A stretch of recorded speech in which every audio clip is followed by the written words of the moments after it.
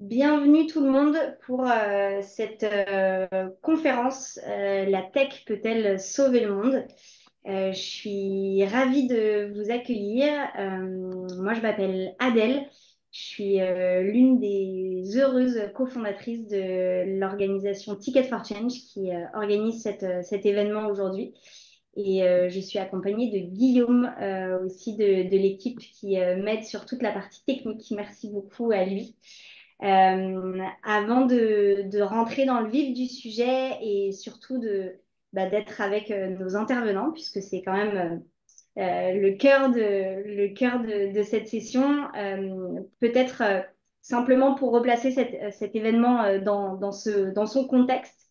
Cet événement se place dans un ensemble d'événements qui a lieu là depuis mi-avril et jusqu'à fin mai qui s'appelle la tournée Ticket for Change, qui est à l'occasion et des 10 ans de notre association, mais aussi de l'appel à candidature de notre parcours entrepreneur. On aura l'occasion d'en reparler. Mais voilà, on a un mois et demi d'appel à candidature pour rejoindre ce programme de 6 mois.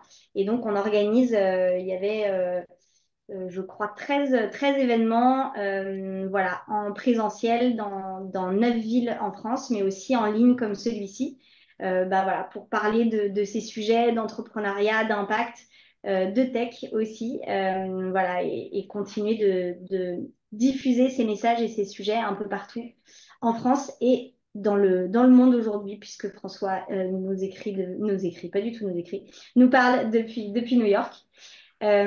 Pour ceux qui ne nous connaissent pas, en quelques mots, Ticket for Change, donc notre raison d'être, pourquoi on s'est créé, c'est comment aider les personnes à vraiment passer à l'action. On a fait une étude avec un cabinet d'études. 94% des Français déclarent avoir envie de contribuer à résoudre des problèmes de société. Le problème, c'est quand on leur demande s'ils le font vraiment, il n'y en a que 6% qui passent à l'action. Donc nous, on est convaincus que le problème, il ne se situe pas au niveau de l'envie, il se situe au niveau du passage à l'action. Et donc, c'est ça qu'on adresse à travers nos différents programmes, nos différents outils. C'est utiliser tout ce temps qu'on a, les 80 000 heures qu'on passe chacune à travailler dans nos vies pour les mettre au service de la résolution de grands enjeux de société. Donc, notre mission, c'est être la référence de l'émergence d'entrepreneurs à impact social et environnemental et changer la représentation aussi de l'entrepreneuriat en France aujourd'hui. Au total, sur l'ensemble de nos programmes, on a touché depuis 10 ans 150, un peu plus de 154 000 bénéficiaires. Et à travers le parcours entrepreneur dont on va parler un peu plus en détail tout à l'heure, on a eu plus de 750 alumni et plein voilà, de belles réussites comme on le voit sur cette slide, mais évidemment plein d'autres qui depuis 10 ans, contribuent justement à transformer l'entrepreneuriat social en France et à créer des projets qui vraiment résolvent des enjeux urgents et importants de notre société. Là, donc, c'est un aperçu des entrepreneurs accompagnés. François, qu'on va voir dans quelques instants avec Julie, mais peut-être aussi vous connaissez Salomé et Pierre du Drive to Nu. Enfin, voilà, il y en a plein et vous pouvez les découvrir aussi sur notre site. On a plein de portraits d'alumni qu'on peut vous partager. Voilà, donc c'est dans ce cadre-là aujourd'hui qu'on avait envie d'organiser cette conférence. Et en fait, on avait envie aussi d'aller sur des sujets un peu plus spécifiques, pas seulement parler d'entrepreneuriat social dans son ensemble. Et donc la tech et l'impact, ça nous est apparu assez évident aussi parce que c'est une des excuses de l'inaction climatique qu'on entend beaucoup, c'est l'optimisme technologique. C'est bon, la technologie va nous sauver. Voilà, un jour, on va réussir à tout résoudre parce qu'on va inventer tel nouvel outil, telle nouvelle application, telle nouvelle chose qui va nous aider à résoudre tous nos problèmes. Et donc, on trouvait ça intéressant d'en débattre. À la fois, les avancées technologiques, on le sait, permettent de démultiplier dans plein de cas, l'impact social ou environnemental permettent de faire des bons vraiment dans la résolution d'enjeux de société. Et à la fois, il y a peut-être aussi des risques à mettre trop d'espoir dans la technologie. Et quelle place en fait prend aujourd'hui l'alliance de la technologie et du secteur de l'impact? On avait envie d'interroger tous ces sujets-là.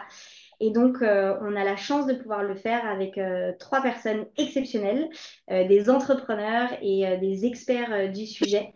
Euh, je commence par toi, Lou. Je vous présente très rapidement, mais évidemment, vous aurez ensuite l'occasion de plus raconter qui vous êtes et ce que vous faites.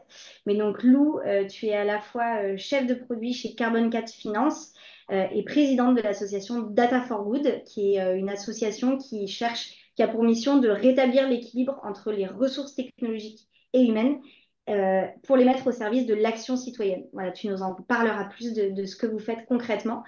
Alexandre, tu es directeur général adjoint de Simplon. Je ne sais pas s'il faut encore présenter Simplon. Simplon, c'est voilà, une des entreprises sociales superstars en France, une école qui forme au métier du numérique dans toute la France et à l'international avec une mission particulièrement forte sur les publics les plus défavorisés. Merci à toi aussi d'être là aujourd'hui. Et François, alors François, non, clairement, on ne présente plus Lucas, ce n'est même plus utile. Yuka, vous êtes. Alors, tous les jours, je vais revoir sur Google combien vous avez de millions d'utilisateurs parce que ça change. Vous prenez 1 million, je ne sais pas tous les combien. J'ai 40 millions. C'est le bon. Non, c'est 54 millions. Ça a C'est bien changé. 54 millions. Bam, ça a pris. Et bah, tu vois, Google n'est pas à jour sur vos millions. Donc, 54 millions d'utilisateurs dans le monde. L'application qui vous permet de scanner vos produits alimentaires, mais aussi cosmétiques, et qui fait aujourd'hui trembler pas mal d'industriels de ces secteurs pour qu'ils changent leur manière de faire. Alexandre et François, vous êtes aussi là avec une double casquette puisque vous êtes tous les deux alumni du parcours entrepreneur. En 2014 pour Alexandre, le pionnier qui a essuyé les plâtres de la toute première année. Et François, en 2016, tu as fait le parcours avec ta cofondatrice Julie. Donc voilà, vous pourrez aussi nous en parler un petit peu à la fin. Voilà pour la petite présentation de qui on est et de pourquoi on est vraiment ravis de faire cette conférence aujourd'hui avec vous. Maintenant, je vais m'arrêter de parler car le but, c'est surtout de vous entendre. Et donc, je vais commencer par tout simplement une question sur vos parcours. Vous demandez chacun, chacune, en fait, comment dans vos parcours professionnels, personnels et professionnels, peut-être vous êtes arrivé à travailler sur cette alliance de la tech et de l'impact, chacun de vos domaines. Est-ce que vous êtes parti de l'impact pour aller vers la tech ou le contraire, de la tech pour aller vers l'impact? Et comment vous en êtes arrivé aujourd'hui à travailler sur ces sujets et peut-être nous en dire un peu plus sur ce que vous faites concrètement. Peut-être on peut à nouveau commencer par toi, Lou. Yes, avec plaisir. Du coup, moi, j'ai plutôt fait dans le sens que tu as mentionné, c'est-à-dire, moi, j'ai commencé à travailler dans l'ESS. Notamment, j'ai commencé à travailler chez Phoenix il y a 6 ou 7 ans. Et je pense que c'est vraiment en travaillant dans l'économie sociale et solidaire que je me suis vraiment rendu compte que j'avais envie de travailler à faire le pont entre le monde de la tech et ce monde-là en prenant vraiment conscience du fait qu'il y avait vraiment une mission d'entreprise qui était géniale, mais qu'on manquait vraiment en interne d'experts de la tech pour aller beaucoup plus vite, pour automatiser beaucoup plus de choses et pour derrière, en fait, toucher beaucoup plus de monde. Et donc, du coup, c'est vraiment avec cette envie-là d'essayer de mettre plus ces compétences-là au service de projets d'intérêt généraux, parce que Phoenix, du coup, qu'est-ce que c'est? C'est une start-up de l'économie sociale et solidaire qui lutte contre le gaspillage alimentaire en allant récupérer les invendus dans les supermarchés et dans les restaurants. Euh, En partant de ce constat-là, que j'ai rejoint Data for Good et que je suis devenue coprésidente de cette association. Et en fait, le but de notre asso, c'est vraiment ça, c'est de faire un peu du speed dating entre des associations qui vont pas avoir les ressources techniques ou financières en interne pour pouvoir mener des projets data qui vont les aider vraiment à décupler leur impact et un monde d'experts de la tech bénévoles de plus en plus nombreux. Enfin, on a vraiment beaucoup plus de bénévoles que de projets. Donc, on sent qu'il y a vraiment une envie très forte des experts de ce secteur-là de s'engager. Et donc, de mettre tout ce petit monde en lien et du coup, d'accompagner tous les ans plus d'une dizaine d'associations en faisant des projets vraiment concrets qui vraiment les aident à décupler leur impact. Peut-être pour donner des exemples, pour être un peu concrète, on a par exemple, là, ça fait 1 an et demi qu'on accompagne une association qui s'appelle Bloom qui fait de la protection des océans, enfin qui protège les océans, qui a notamment fait interdire la pêche électrique.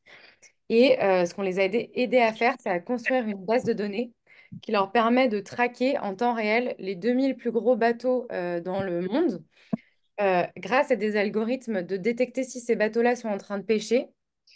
S'ils sont en train de pêcher, est-ce qu'ils sont dans des aires marines protégées? Et si c'est le cas, de construire en fait des interfaces qui leur permettent de détecter tout ça, de les alerter quand c'est le cas, pour que eux ensuite puissent reprendre la main sur le terrain pour mener des contentieux, dénoncer publiquement ces activités illégales. Et on voit à quel point en fait c'est utile d'avoir accès à ces compétences-là. Avant qu'on travaille avec eux, tout ce travail-là, ils le faisaient à la main d'aller collecter la donnée sur les sites, de la crier pour voir le nombre de bateaux, de poissons qui ont été vendus, est-ce qu'il y en a beaucoup trop, donc est-ce que c'est illégal, etc. Et tous ces trucs-là, ils le faisaient beaucoup à la main. Et donc, on voit à quel point, en fait, le fait d'automatiser tout ça, de l'industrialiser, ça leur permet vraiment d'avoir une vue beaucoup plus large sur ce qui se passe et du coup, d'amplifier leur action. Et donc, là, j'ai évoqué un projet, mais il y en a plus de 120 déjà qu'on a accompagné en 10 ans aussi. Nous aussi, on fait nos 10 ans. Trop bien. Merci beaucoup, Lou. J'en profite, Guillaume Trofort l'a déjà mis dans le chat, mais donc il y aura évidemment un temps de questions-réponses pendant l'heure. Donc n'hésitez pas soit à noter vos questions en effet dans le chat, soit à les garder en tête pour les poser à l'oral tout à l'heure. Merci Lou. Alexandre, toi, comment t'en es arrivé à bosser sur ces sujets? Yes, merci, bonjour à tous et merci Ticket pour l'invitation. Moi, je suis tombé dans les sujets aussi grâce un peu comme Lou, hein, grâce d'abord à l'impact et l'ESS. Moi, je suis tombé dans le sujet d'entrepreneuriat à la sortie de mes études en participant au parcours entrepreneur à Ticket for Change. Donc, tu le disais tout à l'heure, Adèle, il y a 10 ans maintenant. Et je me suis passionné hein, pour ces sujets d'impact, hein, comment on peut allier le temps qu'on passe à travailler et la résolution des grands défis sociaux et environnementaux. Et moi, j'ai pas entrepris à l'issue de ce parcours, mais j'ai intrapris, puisque j'ai rejoint l'équipe Ticket for Change et j'ai contribué à lancer la filiale qui s'adresse aux entreprises, qui s'appelle Corporate for Change. Et en fait, moi, j'avais une passion pour les sujets de formation, de compétences, de comment on accompagne des personnes à évoluer dans leur développement et dans leurs compétences. Donc, j'ai fait ça pendant un peu plus de 6 ans avec Ticket. Et puis, au bout d'un moment, il y a un sujet qui m'est revenu, qui est lié à mon histoire personnelle, à mon parcours et de là où je viens. C'était le sujet aussi de l'inclusion et d'aller donner la chance à des publics plus éloignés de l'emploi. Comme tu l'as légitimement présenté tout à l'heure, Adèle, il s'avère que Simplon, en fait, c'est une des licornes à impact. Donc, on a fêté nos 11 ans il y a quelques jours. Effectivement, la mission de Simplon, c'est de rendre accessible à toutes et tous les compétences techniques du numérique. Donc, c'est assez naturellement que j'ai fait un move vers cette entité-là. Donc, Simplon, en 11 ans, c'est un peu plus de 30 000 personnes qui ont été formées et qui ont retrouvé un emploi. Aujourd'hui, c'est plus de 60 écoles. On parle de fabriques de talents dans les territoires partout en France, une vingtaine de pays dans lesquels le réseau s'est déployé. Et donc, on s'adresse à des publics cibles, alors des personnes éloignées de l'emploi, des jeunes, des moins jeunes. On a de gros enjeux autour de la féminisation des métiers du numérique. On pourra en reparler après, mais ça fait partie des sujets très très important, en particulier dans le domaine technique du numérique. Il n'y a pas de développeuse. D'ailleurs, on ne dit pas trop développeuse, on dit développeur. Et je ne parle pas de tous les sujets autour de la cybersécurité ou même de l'intelligence artificielle dont on parle beaucoup aujourd'hui, où les femmes sont globalement absentes et sous-représentées. Donc nous, on s'attelle à avoir des programmes spécifiques pour accompagner des femmes vers ces métiers-là. Puis voilà, toute une typologie de public, les personnes en situation de handicap, voilà, je ne fais pas toute la liste. Mais donc, voilà comment moi je me suis retrouvé, hein, dans ce sujet qui est la tech. D'abord l'ESS, l'économie impact, et puis aujourd'hui la tech. Et je pourrais y revenir après. Merci Alexandre. Et enfin François, alors toi c'est un peu différent pour le coup, tu es celui qui est rentré par la tech, tu peux nous raconter un peu plus? Ouais, alors Yuka, j'ai eu du mal à forcément raccrocher les wagons. D'ailleurs, c'est Ticket, quand on a lancé le projet en 2016, qui m'avait mis le nez dedans. Pourquoi tu fais ce projet? Pourquoi? C'est quoi ta motivation profonde? Et, euh, et donc, si je remonte bien en arrière, je pense que ça remonte à mon enfance au final. Mes deux parents sont pharmaciens. Et c'est un peu pour moi mes héros, mes modèles. Et j'ai grandi du coup dans cette pharmacie, dans les boîtes de médicaments et tout ça. Et du coup, j'ai toujours eu cette envie de travailler pour la santé, mais je savais pas encore vraiment comment. À l'adolescence, comme pas mal, comme beaucoup, j'ai commencé à bidouiller des petits ordinateurs, à programmer, à me passionner pour la tech. Moi aussi je bidouillais des ordinateurs à la télévision, vraiment comme tout le monde, vraiment, hein, c'est... En tout cas, je trouvais que c'était un super terrain de jeu, mais c'était totalement décorrélé de la santé. Et voilà, donc je bidouillais, je m'amusais avec ça. Et au moment de l'orientation au bac, bah, je me suis dit, qu'est-ce qui peut rassembler ces deux choses-là? J'ai voulu faire une école en biotechnologie. Ça me paraissait parfait. Mais quand je l'ai visité, il y avait que des filles. Et du coup, je me suis dit, oh là là, je me projetais pas du tout là-dedans parce que ça m'intimidait un peu. Et du coup, j'ai fait une école d'ingé plus classique où là, pour le coup, il y avait que des mecs. Euh, voilà. Et à la sortie de cette école, j'ai monté une agence web avec deux amis à moi et où on travaillait vraiment que pour des Monsieur Loé. entrepreneurs, des, ah, on travaillait que pour des entrepreneurs, des entrepreneuses, des associations. Donc, on avait déjà cet objectif d'impact au sein de cette agence web. J'ai adoré, mais au bout de 6, 7 ans, j'avais l'impression de toujours recommencer de zéro un projet. Un projet, ça durait en gros 6 mois à peu près, du brief à la livraison du site ou des fonctionnalités. Et du coup, à chaque fois, j'avais l'impression de recommencer. J'ai voulu m'inscrire dans un temps beaucoup plus long, un projet sur lequel je puis m'investir de longues années. Voilà, ça fait maintenant 7 ans qu'on a monté Yuka. Et donc un jour, bah, j'ai débarqué dans un hackathon Tech for Good, et j'ai embarqué une amie, Julie, qui était dispo ce week-end-là, et je lui ai dit, vas-y, viens s'il te plaît, m'accompagner à ce hackathon. Et donc ça s'est fait un peu par hasard, et en fait on a adoré, on a gagné ce hackathon, donc ça nous a donné aussi beaucoup d'énergie euh, et beaucoup de confiance pour la suite, même si concrètement on gagnait rien de spécial, euh, juste un petit totem. Et voilà, c'était le début de l'aventure Yuka. Comme quoi, 54 millions d'utilisateurs plus tard, ça se joue parfois à juste une disponibilité un week-end finalement. C'est c'est la magie de l'entrepreneuriat. Merci beaucoup à tous les trois. Alors, du coup, je vais vous poser cette question extrêmement simple, hein, qui est le thème de notre session. Est-ce que la tech peut sauver le monde? Non, voilà, vraiment, même si c'est une question très, au fond, très, très vaste, mais en fait, je le disais tout à l'heure, voilà, il y a un peu cette croyance répandue que pour beaucoup que du coup la tech nous sauvera et donc ça, il y a des avancées technologiques qui vont faire que tout va être réglé. Et puis au pire, on ira sur Mars, donc ça sera réglé. Euh, mais voilà, comment est-ce que vous qui baignez dans ces milieux-là, comment est-ce que vous voyez du coup le lien entre la tech et l'impact? Est-ce que notre salut peut venir de là? Est-ce qu'il y a des risques à mettre un peu tous nos espoirs dans cette croyance, notamment par exemple une trop grande dépendance à cette technologie. Comment en fait trouver le bon équilibre voilà, entre la croyance aveugle, mais quand même y croire un peu peut-être.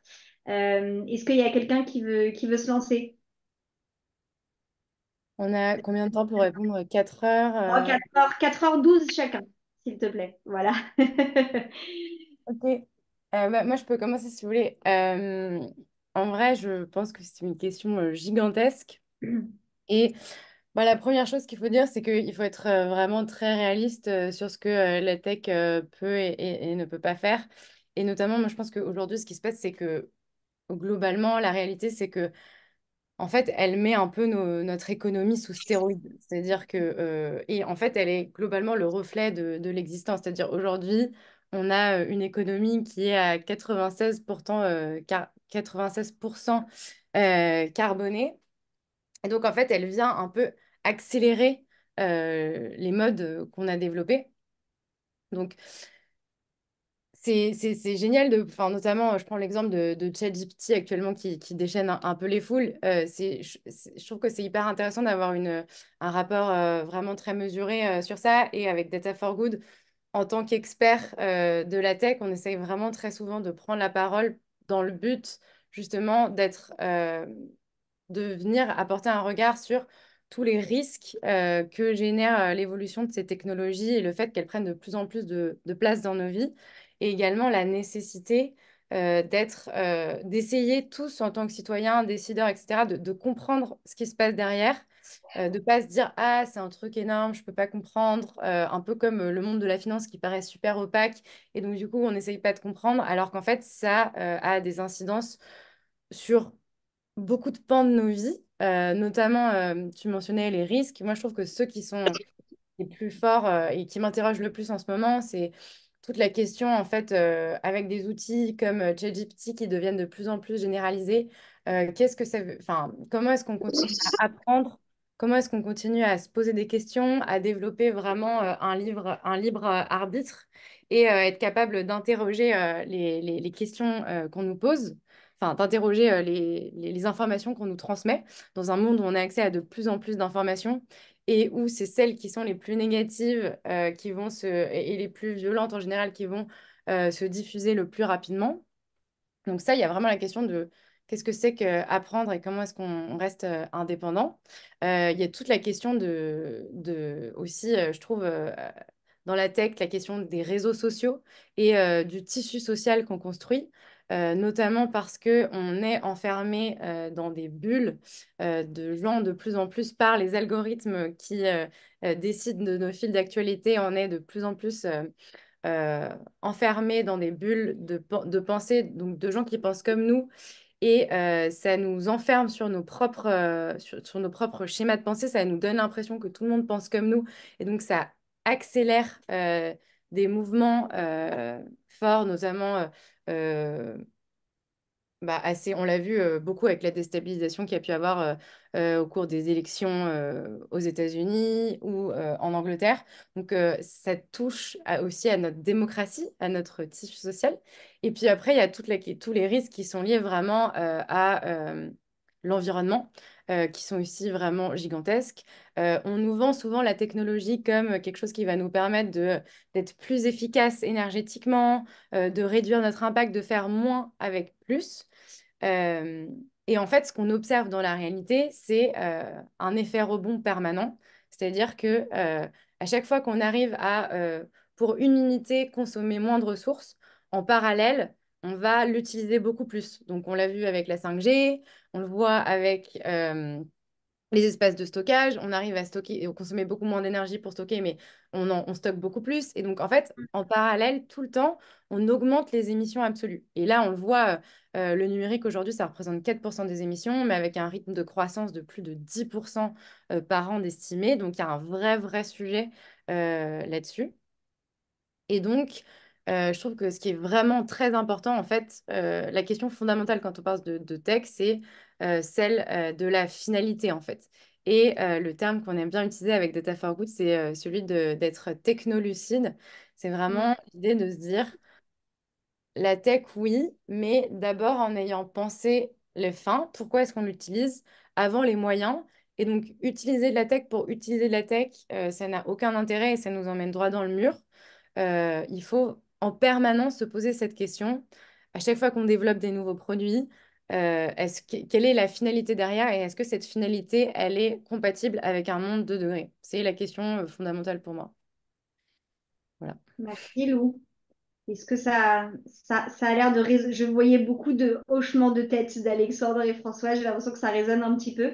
Est-ce que Alexandre ou François, vous Ouais, non, voulez... mais je peux y aller. C'est marrant parce que pendant que tu posais la question à Adèle, je me suis amusé à la poser à ChatGPT. Tu en as parlé, Luc.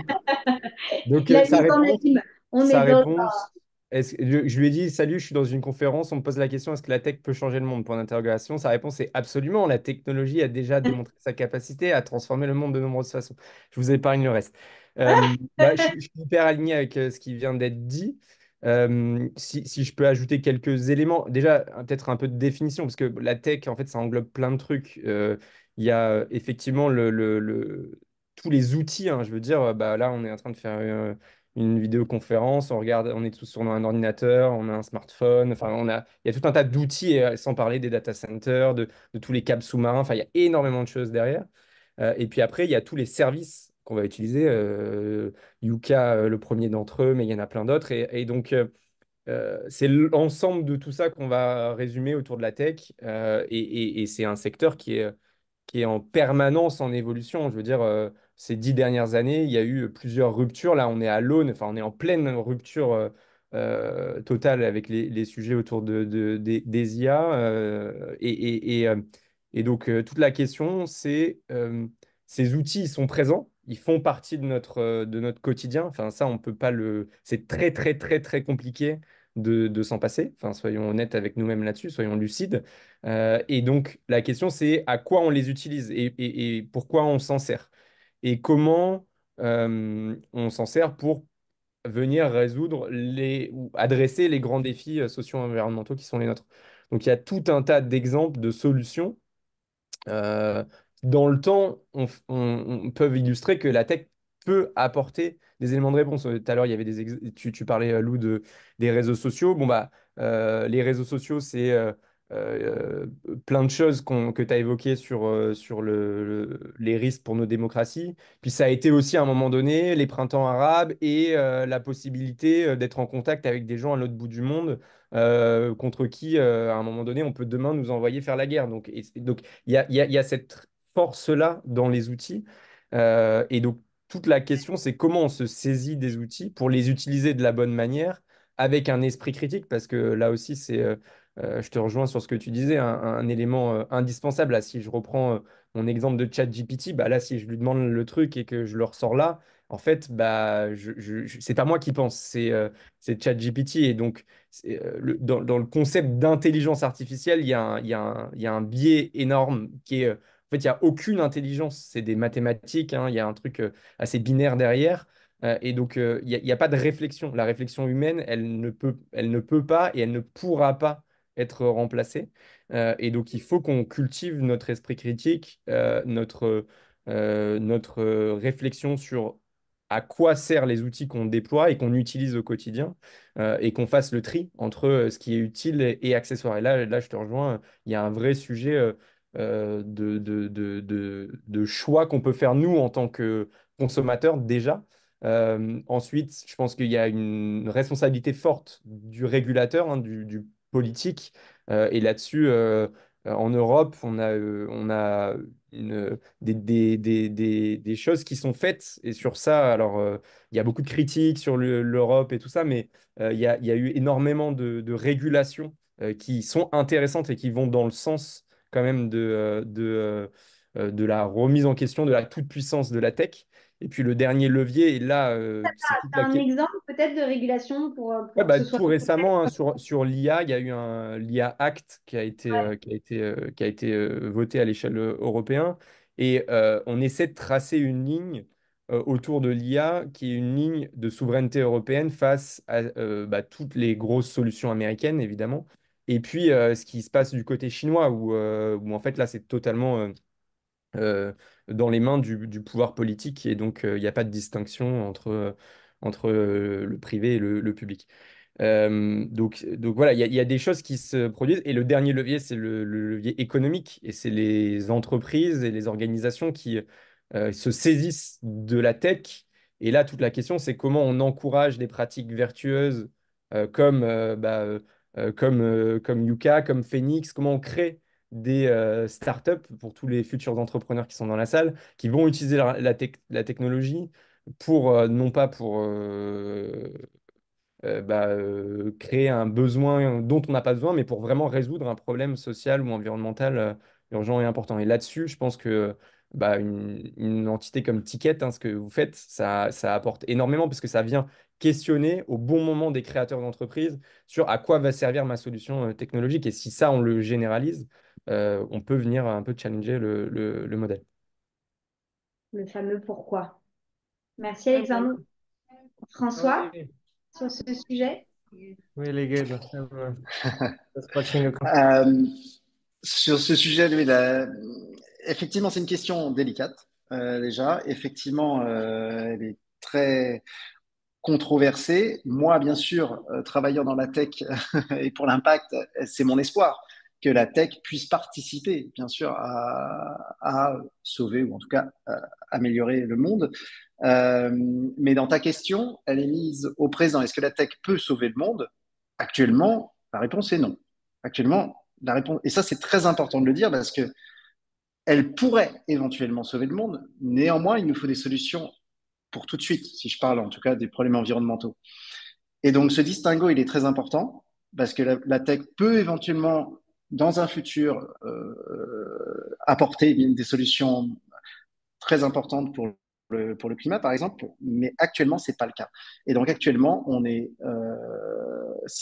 réduit, entre guillemets, à des solutions de sobriété, réduire ou même arrêter, donc si je prends, qui permettent d'entrer en action immédiatement. Et ça, c'est quand même très important, et surtout ici aux US, je le vois beaucoup, cet espoir de solutions technologiques qui vont tout résoudre, mais en fait, éventuellement, dans des dizaines d'années, et peut-être pas, en fait, peut-être qu'on ne trouvera juste pas. Et en attendant, du coup, ça peut être un prétexte pour ne pas se mettre en action. Donc, moi, je le vois plutôt comme un relais, la tech, sur du long terme, si je parle des grandes problématiques, grands problèmes environnementaux, notamment le climat. Bien sûr qu'il faut développer des moyens de se déplacer bas carbone. Bien sûr qu'il faut trouver des voitures qui émettent pas de gaz à effet de serre, donc les voitures électriques, développer le train, trouver des avions qui polluent pas. D'accord, mais là, à l'heure actuelle, on n'a pas ces solutions-là. Et donc, c'est important d'acter ce point. Après, bien sûr, c'est quand même un espoir que je porte à titre personnel. Et moi, il y a une stat qui me marque beaucoup et qui me suit beaucoup, c'est que 44% du temps éveillé, de notre temps de vie, finalement, c'est devant un écran. On passe 44% de notre temps devant un écran. Donc, j'espère que via cet écran, on peut faire passer des solutions. Euh, et donc, c'est là où je pense que la tech peut avoir un énorme impact sur la sensibilisation, sur l'éducation, sur la prise de conscience. D'autant que cette, avoir un impact dans la tech, il est possible avec relativement peu de moyens. Moi, je vois dans notre projet à Yuka, on est 14. Il y a 14 personnes qui travaillent à Yuka. Pour 54 millions d'utilisateurs, on est présent dans 12 pays. Donc, c'est des projets qui sont scalables très, très facilement.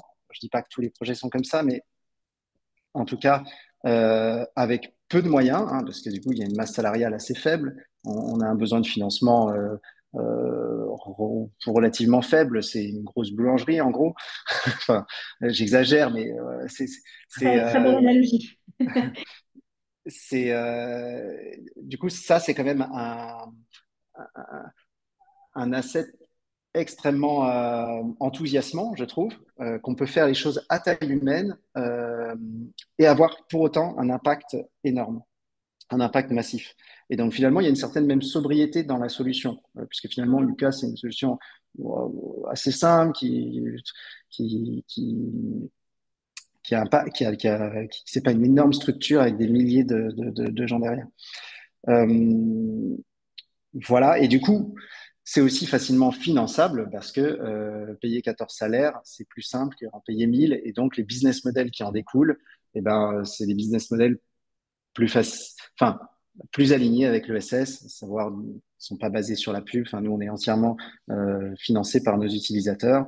Et c'est tout. Il n'y a pas de financement des marques ou de publicité ou quoi que ce soit. Euh, donc pour moi, c'est pas vraiment un équilibre à trouver entre solutions tech et non tech. C'est plutôt la conjugaison des deux. Pour aujourd'hui, il va falloir trouver des solutions non tech parce que les grandes solutions tech, on les a pas. Donc c'est la réponse, c'est la sobriété. Mais il faut bien sûr continuer à investir dans des solutions technologiques qui nous permettent sur du long terme euh, de prendre le relais, de prendre le relais. Et cette analogie avec, enfin, cet immobilisme que peuvent avoir certains en disant bah, la tech va sauver le monde, c'est bon, on peut l'avoir aussi avec les politiques. Beaucoup disent, bah, en fait, les sujets environnementaux, c'est un sujet politique. Et donc, en fait, tant que la politique change pas, on peut rien faire. Et moi aussi, je trouve que c'est un peu un prétexte pour, pour ne pas balayer devant sa porte et ne rien faire de son côté. C'est vrai que la politique a sans doute un enjeu clé et peut-être le plus gros, le principal, c'est structurant sur les choix de transport, d'énergie. C'est clair que ça va passer par la politique. Mais euh, je suis toujours un peu mal à l'aise en fait de ne parler du coup que de la politique. Hum, Ouais, c'est le fameux triangle de l'inaction où on dit c'est les politiques, c'est les entreprises, c'est et ça. finalement personne ne fait rien. Mais oui, oui, tu as raison, il n'y a pas que la tech, on trouve plein d'autres excuses, c'est certain. Merci pour Pour tous rebondir ces... 2 secondes, Ouais, je trouve ouais. que sur ce sujet-là, il y a Aurélien Barraud qui est quand même très intéressant et je trouve que Hmm. sa pensée, enfin, une des phrases phares où il explique qu'en fait, finalement, enfin, Aurélien Barraud, la question, elle est astrophysicien, qui pardon, connaissent. Aurélien Barraud, astrophysicien, et qui s'exprime beaucoup sur le sujet de la transition, où en fait, il nous explique que finalement, même si on trouvait une énergie 100% décarbonée, c'est pas ça le problème. Le problème, et c'est pour ça que cette question finalement, est-ce que la tech va nous sauver ou pas, en fait, c'est décaler la question parce que si on arrive à faire exactement la même chose mais avec une énergie super propre, on se pose pas la question fondamentale de enfin, le problème fondamental aujourd'hui, c'est que c'est toujours aussi économiquement efficient de transformer une forêt vierge en dalle de parking. Et puis, le problème du climat, c'est vraiment le petit bout de la lorgnette de tous les problèmes qui nous attendent. C'est presque le problème le plus facile parce qu'on sait le mesurer. Donc, ça nous donne l'impression qu'on sait qu'on a des chiffres et que du coup, on peut le résoudre. Mais derrière, il y a beaucoup d'autres problèmes qui nous attendent, comme la biodiversité, qui est un sujet beaucoup, beaucoup plus complexe, beaucoup plus local, la question de l'eau, la question des ressources minières, etc. Et tous ces sujets-là, en fait, il pourrait se résumer à dans quel monde on veut vivre et qu'est-ce qui est important, qu'est-ce qui compte, c'est quoi la finalité, encore une fois. Merci beaucoup pour tous ces éclairages. Je vois le temps qui file. J'ai évidemment plein d'autres questions, mais s'il y a des personnes dans le public qui ont des questions, qu'elles n'hésitent pas soit à les mettre dans le chat, soit si quelqu'un veut se unmuter pour prendre la parole, n'hésitez pas. Je laisse un petit temps, mais sinon, moi, j'avais évidemment une autre question. Non, pour l'instant. J'enchaîne. Alors, non, moi j'avais en fait une question. Alors, euh, Lou et Alexandre, en plus, vous êtes directement là-dedans et peut-être toi, François, tu as une expérience différente. En fait, sur cette aussi réconciliation des deux mondes, il y a aussi la question tout simplement des ressources humaines, d'avoir de plus en plus de personnes avec des compétences technologiques comme les tiennes, François, qui rejoignent des projets à impact. Lou, tout à l'heure, tu donnais l'exemple de tous ces bénévoles qui veulent mettre leurs compétences au service de projets qui ont plus de sens. Est-ce que selon vous, vous voyez une tendance là-dedans? Est-ce que selon vous, il y a de plus en plus de personnes avec ces compétences-là qui ont envie de travailler pour des projets qui ont plus de sens? Ou est-ce qu'il y a des problèmes de fond? On sait par exemple que c'est des métiers où on peut avoir des salaires qui sont quand même très intéressants dans le privé classique, qui sont extrêmement bien payés et voire de plus en plus. Ce qui est voilà, dans le secteur de l'ESS qui peut être beaucoup plus complexe. En tout cas, le décalage, j'imagine, est d'autant plus fort dans ces métiers, dans ces deux types de secteurs. Donc voilà, je voulais savoir si vous observiez, peut-être aussi toi, Alexandre, parmi tous les gens que vous formez, est-ce que tu observes voilà, de plus en plus de jeunes ou moins jeunes qui rajoutent en fait cette dimension-là dans leur projet professionnel? Euh, Ouais, ouais, j'ai deux éléments de réponse. Enfin, un premier, c'est on a un programme, je vais le citer, il est financé par Apple. On travaille beaucoup avec les big tech, donc on a un programme qui s'appelle l'Apple Foundation Programme qui forme des personnes. C'est ouvert à toutes et tous, mais c'est en particulier dans les quartiers politiques de la ville, donc quartiers prioritaires, plutôt des publics jeunes, mais pas que qui dure 4 semaines et qui est de l'initiation au rudiment du développement iOS, donc pour pouvoir développer une appli sur smartphone. Et donc, c'est des bootcamps, hein, c'est des formations courtes, intensives qui permettent de développer un prototype d'une application. Donc, pour les entrepreneurs qui sont là, par exemple, c'est hyper intéressant. Ça permet de mettre les mains dedans dans un temps court. Un peu ce que François disait tout à l'heure sur le hackathon qu'il a fait qui lui a permis de lancer Yuka. Et ça dure 4 semaines. Et donc, on a des batchs dans toute la France qui partent un peu tout le temps.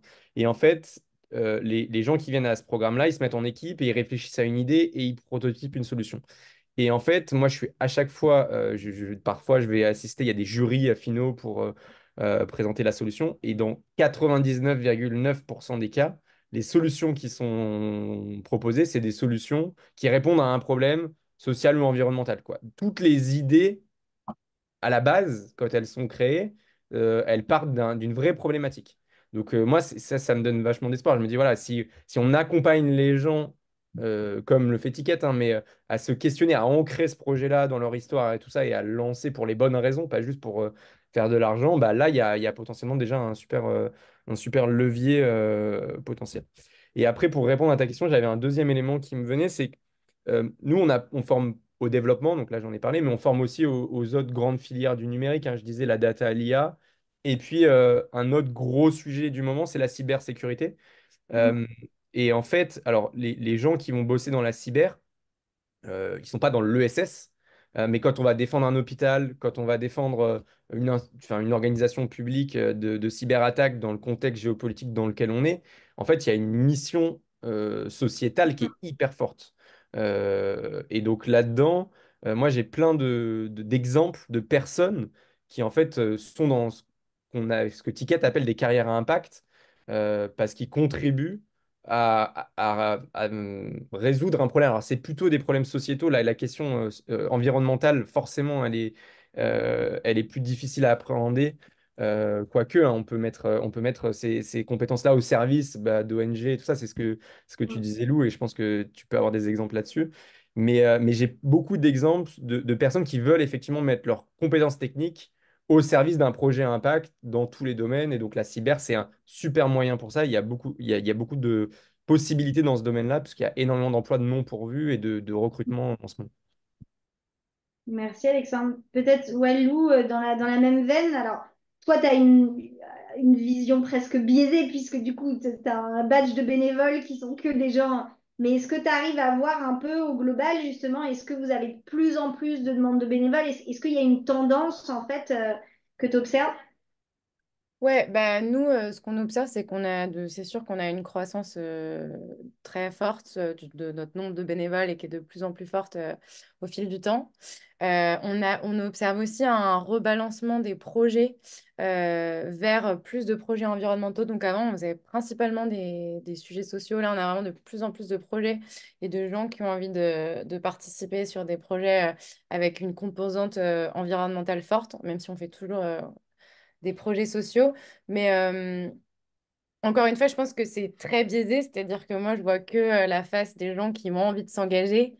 Et si après, j'ai envie d'avoir un regard aussi lucide et que je regarde plus par rapport à mes études ou que font les gens autour de moi.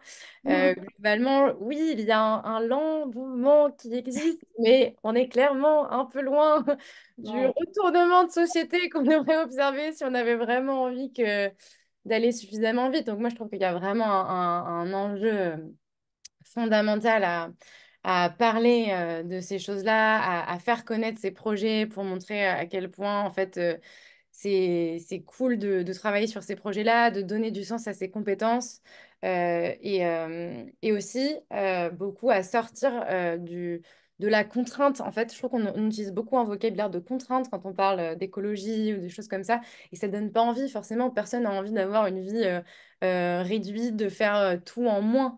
Alors qu'en fait, la sobriété, c'est pas tout en moins, c'est vivre différemment, mais vivre mieux aussi. Et ça, faut arriver à véhiculer cette idée, à rendre l'impact sexy. Et ça passe par beaucoup de sensibilisation. Et par contre, ce que tu dis aussi, c'est vrai que oui, globalement, ça rémunère moins.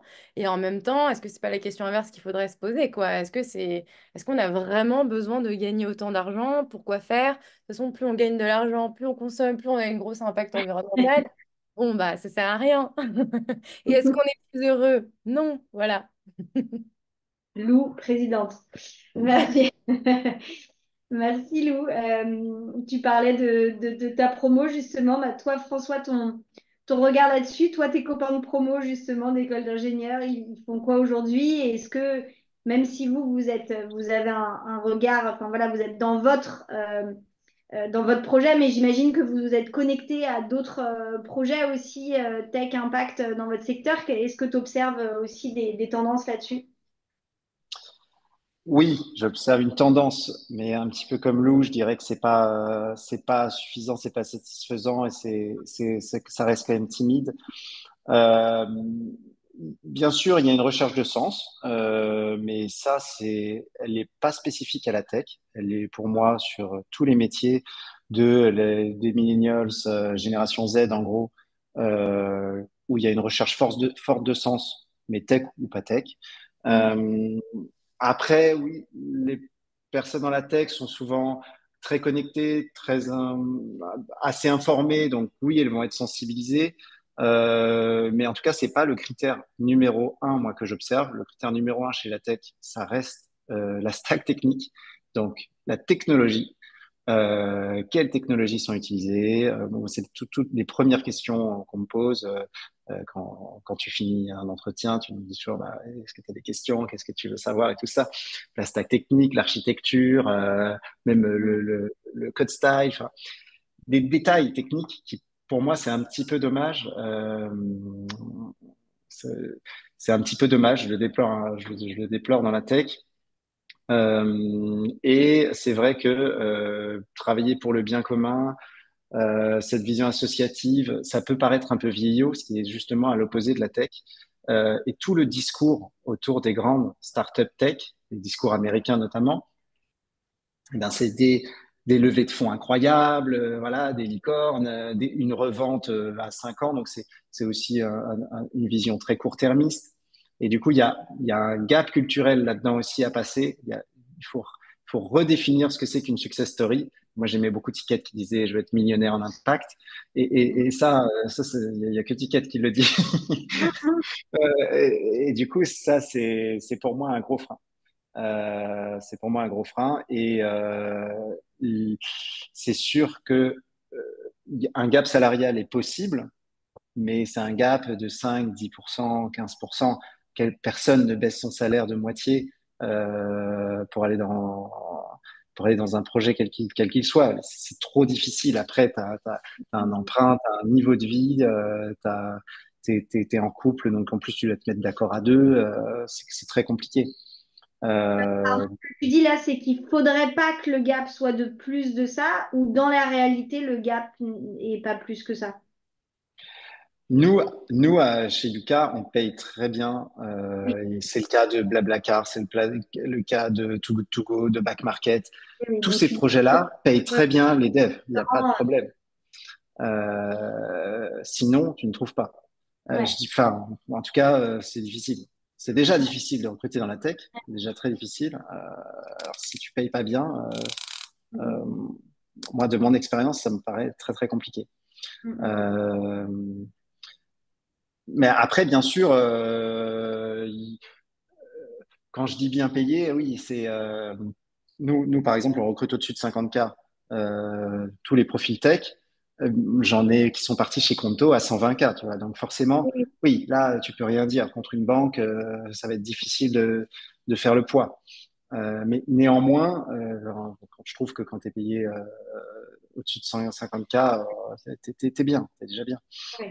Oui, et puis on en revient aux questions philosophiques de Lou, voilà, et cet argent, tu en fais quoi, et voilà, et ce que ça veut dire comme mode Juste de vie sur derrière. ce point-là, je me permets de réagir parce que moi, je le vois avec les publics qu'on adresse. Quand même, là, il y a un sujet de récit collectif parce que quand tu es en galère, quand tu viens d'un quartier sensible, quand tu as enfin, tout le récit, c'est oui, gagner sa vie, avoir une belle voiture. Enfin, les réseaux sociaux sont remplis de ça, hein, Instagram, machin. C'est que ça. Et donc, du coup, quand même, la finalité des gens qui sont en galère aujourd'hui, qui se forment que nous, on va chercher pour les former à la tech, bah oui, quand même, ils se disent, je vais pouvoir avoir un gros salaire. Et donc après, c'est là où c'est important dans le chemin, et on essaie de le faire, mais je pense que c'est des trucs sur lesquels on doit être plusieurs à le faire, et chacun doit être dans sa mission et dans son rôle. Nous, on forme des professionnels techniques, mais c'est là où sur le chemin, il faut les accompagner aussi à avoir conscience de à quoi ils vont contribuer, comment ils peuvent, toutes les questions que Ticket permet de se poser. Hein, je pense que là, vous êtes vraiment dans un rôle hyper bien défini pour ça, pour des entrepreneurs, mais c'est aussi vrai pour des gens qui veulent se reconvertir et entrer dans des entreprises en tant que salarié. Et du coup, après, pouvoir définir en fait son salaire cible, sa rémunération minimale et tous ces aspects-là qui viennent permettre d'être en adéquation entre ses valeurs, ce qu'on pense, ce qu'on dit, ce qu'on fait dans sa vie pro. Et là-dessus, il y a un gros travail à faire effectivement pour les profils tech et les profils tech en devenir. Merci infiniment, le temps file. Merci tellement à tous les trois pour tous ces éclairages, toutes ces réflexions. C'était passionnant. Je vais garder les 3 minutes qui restent quand même pour présenter en quelques instants pour les personnes qui sont intéressées ce fameux parcours dont on a parlé au début, que vous avez évoqué, Alexandre et François aussi, même si vous avez vécu une version évidemment un peu différente puisque c'était il y a quelques années maintenant, mais simplement, voilà, en 2 mots, le parcours de cette année, le parcours entrepreneur, il se déroule de cette manière. Il y a voilà, l'appel à candidature qui se termine le 27 mai, ensuite des sélections orales. Le parcours commence le 10 juillet et il durera jusqu'en décembre avec à la fois des séminaires en présentiel à chaque fois de 4 jours, mais aussi tout un accompagnement en ligne en parallèle, des journées digitales, des masterclass, des sessions de mentoring. C'est intense et il se passe beaucoup, beaucoup de choses, mais voilà, c'est aussi compatible, et ça c'est important de le dire, avec un métier. Il y a beaucoup de gens qui sont en transition. Euh, François, je sais plus, mais je sais que Julie, quand elle a démissionné, je crois, au milieu du parcours ou quelque chose comme ça. Enfin, voilà, en tout cas, elle était encore en poste au début, si je me rappelle bien. Euh, Un mois après le début du un mois parcours après le Ticket, début. C'est elle a pris l'engagement de démissionner. J'étais même pas au courant. Elle l'a pris vrai, devant tous les porteurs et porteuses de projets. tous les participants. Ouais. Voilà, donc on est créateur de démission aussi, entre autres, dans notre mission sociale. Euh, Ça fait 10 ans que cet accompagnement, on le peaufine, qu'on l'affine. Et aujourd'hui, voilà, on a à la fois les 6 piliers de l'accompagnement de projet avec toujours l'impact au cœur qui voilà, sont la base de tout parcours d'accompagnement à l'entrepreneuriat. On parle de vision, de business model, de cible, etc.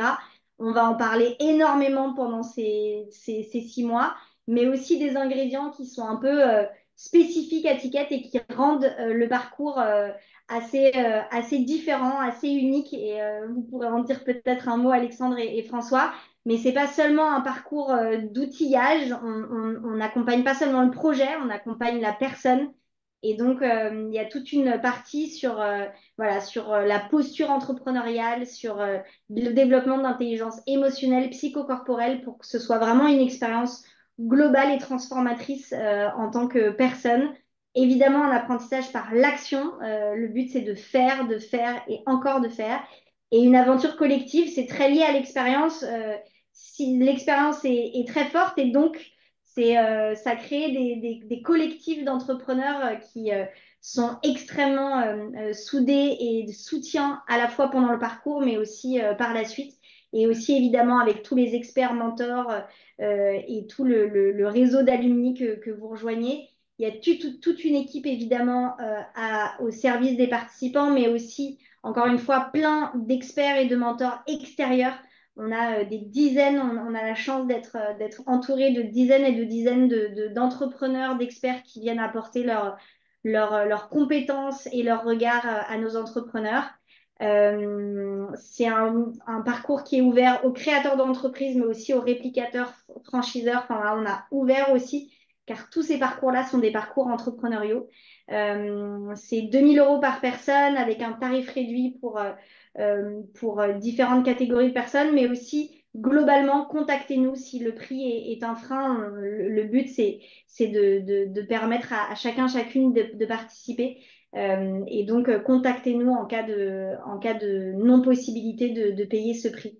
Euh, voilà, peut-être pour le mot de la fin, Alexandre et François, vous, si vous deviez résumer en une phrase ce que ça a été pour vous, ce parcours. Vas-y, Ah, François.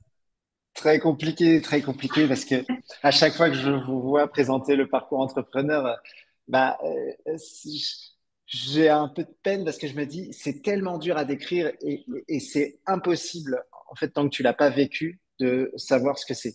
Et donc il faut vraiment le vivre pour comprendre ce que c'est. Nous on a eu la chance de le vivre en 2016 avec Julie. Ça a été une expérience transformatrice et des rencontres hyper inspirantes, des mentors qui nous ont beaucoup aidés. Il y a la dimension humaine qui est clé et que moi j'avais totalement négligé en début de projet. Justement, j'étais focus sur faire alors que être, c'est le plus important. Et, et une dimension énergie aussi. Ça nous a donné énormément d'énergie pour aller plus loin et pour en fait tenir dans la durée.